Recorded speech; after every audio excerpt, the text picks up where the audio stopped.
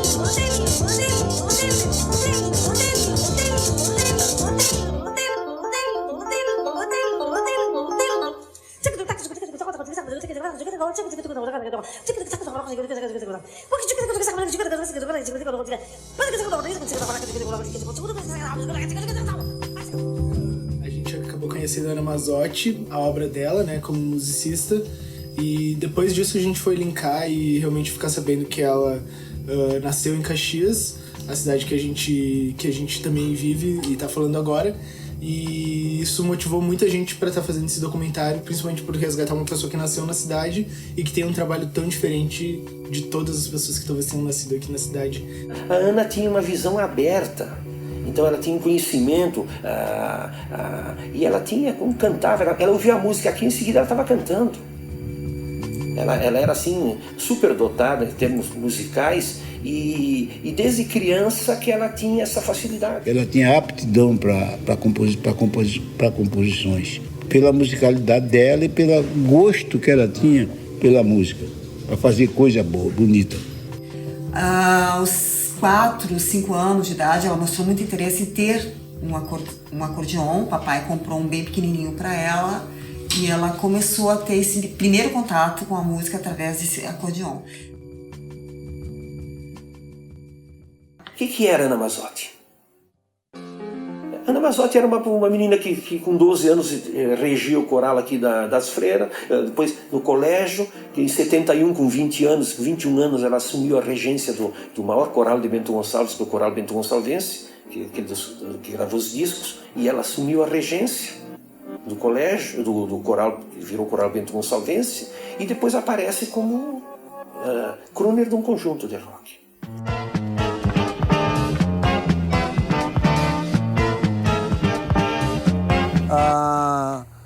Eu conheci os Beatles por conta da Ana Mazzotti, que tinha uma formação de meninas que faziam cover. Certa feita, a gente, a galerinha, invadimos uma festinha que estava rolando num colégio de freiras, né, um colégio feminino, e quando chegamos estava tocando I Wanna Hold Your Hand. E logo depois dessa atuação dela como Beatlemaníaca e dublando Beatles com as amigas, ela já parte pro Mersey Beach, que já era um conjunto de verdade, onde ela atuava como crooner e cantora, assim. E aí eu acho que foi o divisor das águas, por duas coisas. Porque o Mersey Beach tinha um repertório especial que partia dos Mutantes, e tinha a líder da banda era uma mulher, Ana Maria Mazzotti. Ela traz muito dessa bagagem da música pop, ou seja, trazendo muita influência de Beatles, mas também alinhado o pensamento com a Tropicália, com o hip brasileiro também, que trouxe muita novidade para a música brasileira. Marginal, maconheiro e todos esses adjetivos é pouco, porque eles não entendiam principalmente o conceito de liberdade individual. Mas era incomum que conjuntos viessem se apresentar e tivesse uma cantora. Muitas coisas que impossibilitaram a Ana, né, de ter mais espaço e mais oportunidades é exatamente a nossa sociedade patriarcal, machista, onde é muito difícil a mulher ter uma introdução nas artes ou em qualquer âmbito profissional diferente daquilo que essa sociedade imagina para ela. O fato de ser mulher era mais um elemento complicador, né? Porque, como eu comentava antes, é uma sociedade muito conservadora, né? Machista, fundamentalmente. E tu pode ver que todo mundo que fala da Ana, a mulher, Ana artista, ela sempre estava à frente de todas esse esquema da sociedade que não podia fazer tal coisa. Então a Ana não se preocupava, pelo que eu sentia, ela tinha uma personalidade dela muito legal, ela era forte, era uma pessoa forte, sabe, que não adianta o jeito dela, ela tinha. E se ela, como eu falei, vou repetir de novo, se ela estivesse aqui ainda, se ela estivesse aqui, assim, fisicamente, estaria fazendo cada vez melhor o trabalho dela, porque era, o que eu falei, um super músico, tanto cantando quanto tocando o instrumento dela, o piano. Em 71, existe a primeira gravação da voz dela, que é como regente do Coral Bento Gonçalves, que na verdade é um disco que conta com a presença do Arpege, que era uma banda de baile também de Bento, que aparece nessa foto. E a Ana Mazzotti aparece aqui de costas só, como regente do coral. O pessoal do Arpege deve ter aproveitado a brecha e eles botaram algumas músicas próprias dele. E a Ana, ela dá uma canja nesse disco como backing vocal, assim. Então nesse disco aqui, primeiro registro com a voz de Ana Mazzotti.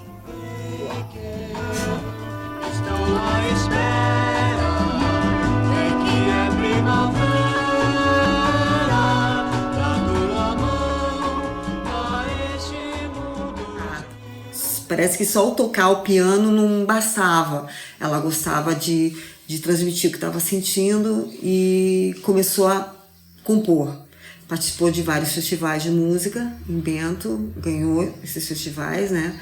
E gostava muito de mostrar o que ela estava sentindo através das letras. Nesse contexto de música pop no Brasil e uma espécie de imposição da música brasileira via a TV, né, que já é um discurso pop, vem uma série de festivais que aconteceu nos anos 60 nas grandes emissoras. Ele é difundido, essa ideia de festival, e ela passa a acontecer também em pequenas cidades que tinham o mesmo viés, assim, de mostrar artistas, de pessoas que traziam composições próprias e que já mostravam nessa época. E a Ana Mazzotti não ficou longe desse circuito. Era moda fazer esses festivais, Record, Excelsior, e em Bento Gonçalves criaram um Encontro Bento Gonçalves da Canção, que fez parte de uma mexida cultural no fim dos anos 60, começo dos anos 70 em Bento Gonçalves, que era o Centro Bento Gonçalves de Cultura. Nesse festival que ela encontra, na verdade, acontece o encontro dela com o Romildo Teixeira Santos, que vem a ser o seu marido. Nesse festival ele vem com uma outra banda, enfim, e eles acabam se conhecendo e essa relação vai se perdurar por toda a vida. Quando entra o Romildo e a cabeça da Ana vira totalmente, eles chegaram à conclusão que tinham que fazer, para viver de música, eles tinham que tocar em baile. Até porque em 72 a Ana já não estava mais envolvida com o coral, ela já estava envolvida na transição do Mersey Beats para o Desenvolvimento 5. E em 1972, com o grupo Desenvolvimento, o Conjunto Desenvolvimento e o Romildo, eles vêm para Porto Alegre para morar aqui, onde hoje é o Centro de Cultura Mário Quintana, mas em 1972 era o Hotel Majestic. Eles começam a ser muito mais vistos e ganhar prêmios. Inclusive, a Ana ganhou um prêmio de melhor cantora pelo Conjunto Desenvolvimento em 1972. E depois, em 1973, eles ganham o prêmio de melhor conjunto da região. Só que eles montaram uma estrutura muito grande, muito cara. E talvez aí tenha sido o erro da Ana de se preocupar apenas em fazer música e não administrar a banda, que ali tenha sido o erro que acabou ocasionando o caos financeiro que eles se envolveram, o fim do conjunto e a Ana pegar as malas e ir embora para São Paulo tentar começar a vida de novo.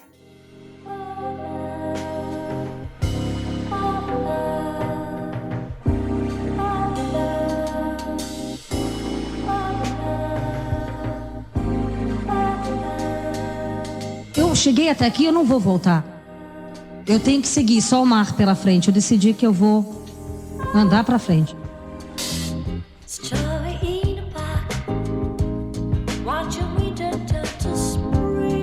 Em 74, acontece um trabalho totalmente à parte do desenvolvimento, que é o primeiro disco independente da Ana Mazzotti, agora sim com as composições dela, né? Então, a Ana Mazzotti lançou esse disco solo em 74, que foi um dos pioneiros no mercado independente, não por não estar atrelado a nenhuma grande gravadora, porque o disco foi lançado pelo selo Top Tape, mas ele não foi uma iniciativa que foi gerada a partir da gravadora. Essa ação foi tomada por eles mesmos, no sentido de que eles juntaram o dinheiro para gravar esse disco e bancaram as horas de estúdio, bancaram a prensagem dele, bancaram a capa.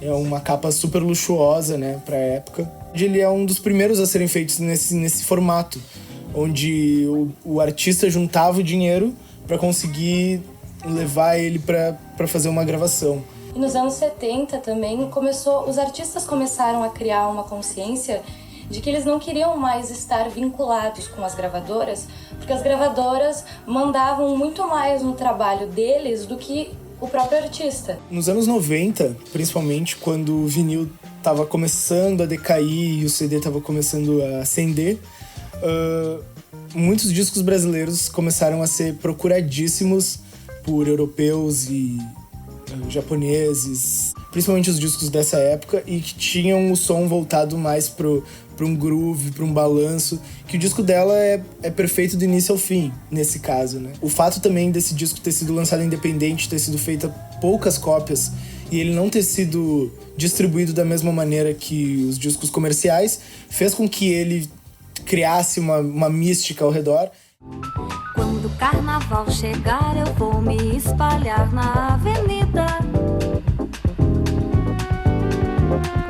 Pego o violão, vou de cordão, de arrastão me acabar.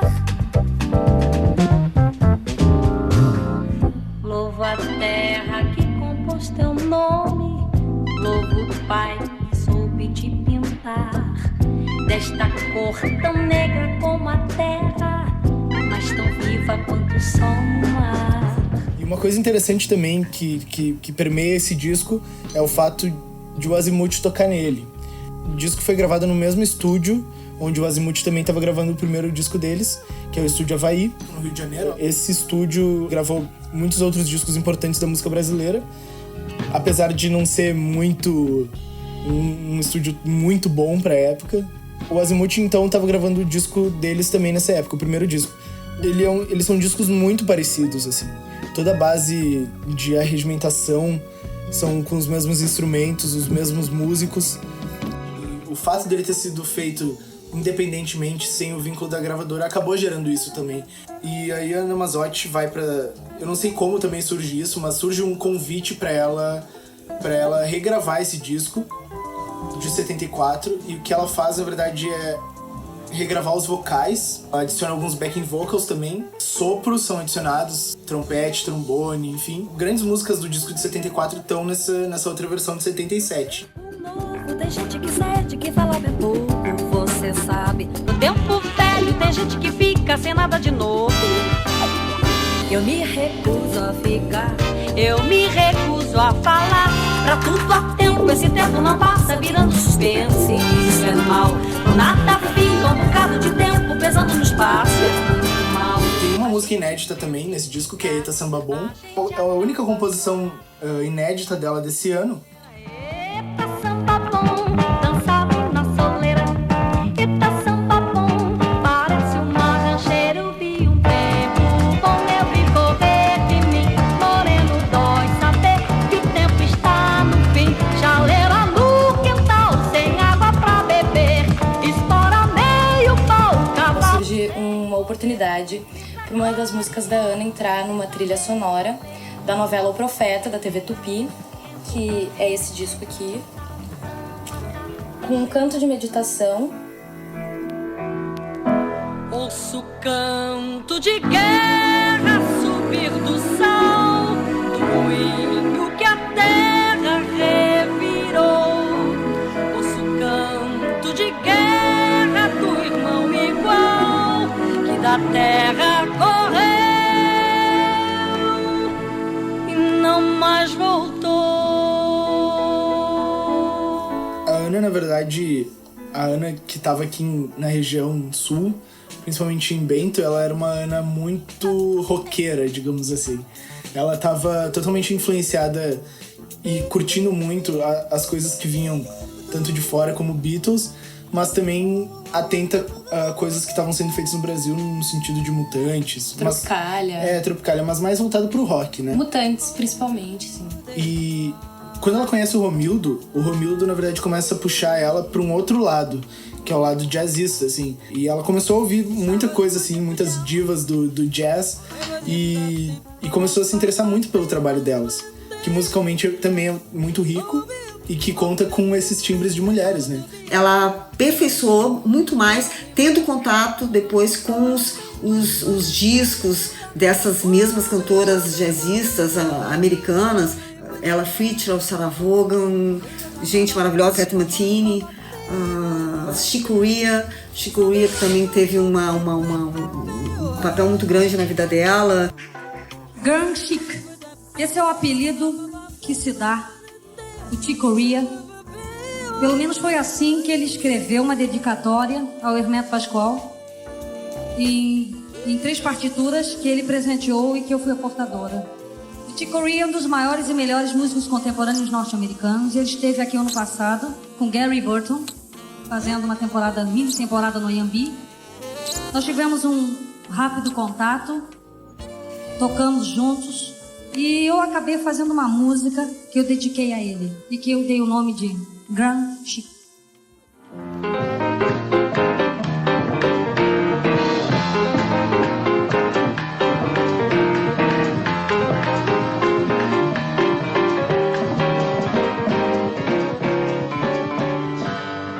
Quando ela vai desenvolvendo o trabalho dela dentro do jazz, a música dela também vai mudando. E aí, nesse contexto, ela grava um disco, que foi a última coisa que ela fez, que foi esse disco de 1972, Festival de Verão de Guarujá. Uma das últimas oportunidades que ela teve realmente de guardar esse material, né? Nesse trabalho, ela já tem outras músicas próprias que mostram já um avanço muito grande na carreira dela no sentido de composição. Ela tá muito mais solista ali, ela tem muitos espaços de solo e ela já consegue se queixar muito das dificuldades da vida dela também nessas músicas. Não vou ficar calada, não quero ir pra trás. Eu vou topar parar de dizer: para com isso, afina rapaz, aprende harmonia. Não cante se não for capaz, não desafine, não tire meu lugar, não seja tão bico. Para com isso!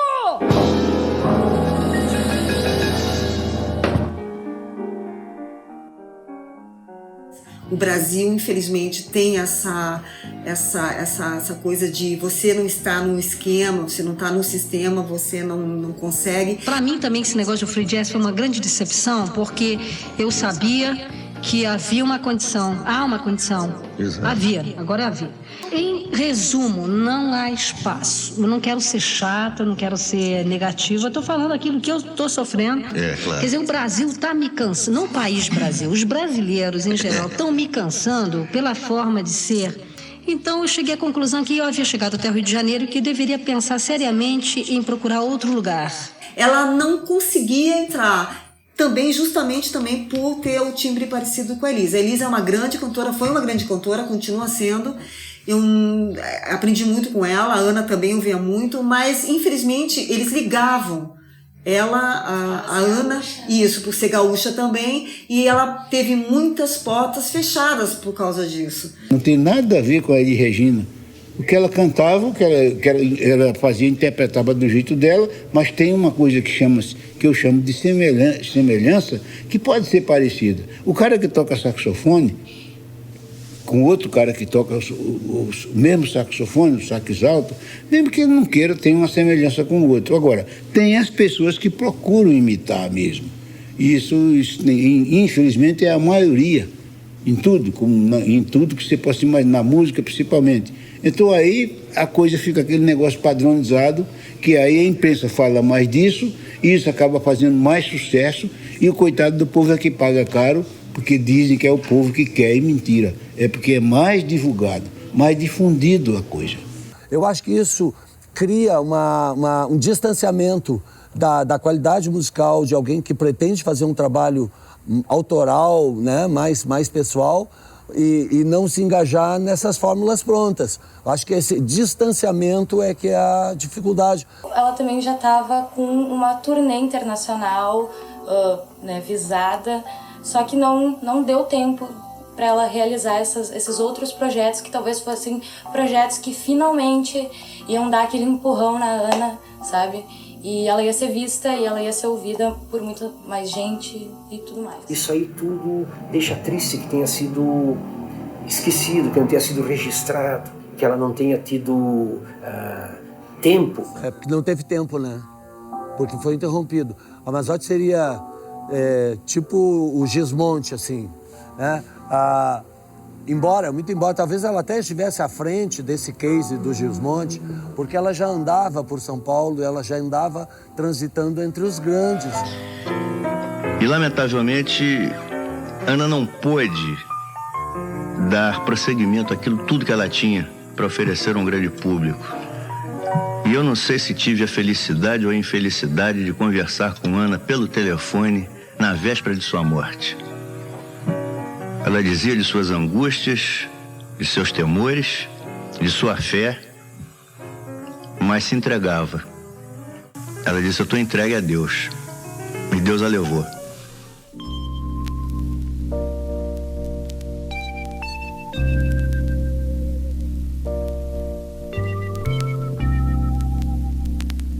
Você não tem uma medida para saber o que perdeu ou o que não perdeu. Eu acho que a música, o que ela fez, que aqui a gente se liga aqui, nós estamos aqui no nosso planeta, mas ela não foi à toa, ela não saiu daqui à toa, entendeu?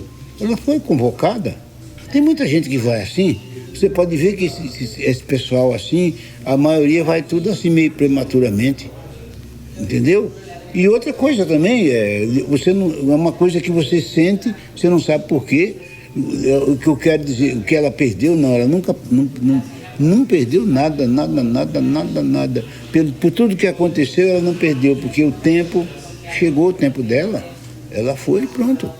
O que ela fez foi uma coisa, beleza, assim, por exemplo, como eu falei antes, a joia, né? A energia, daquela coisa que ela fez, com todas as influências que ela tinha do jazz, dos músicos de jazz, os contatos que ela tinha com o mundo todo, né? Naquele tempo sem internet, nada. Quando ela falava era muito forte, era muita convicção, sabe? Aquela convicção de sentir. Ela já era normal, ela botava o sentir na frente do saber, que é a coisa que eu sempre falo isso. Quem põe o saber na frente está se precipitando. Ela não era assim, ela sentia as coisas.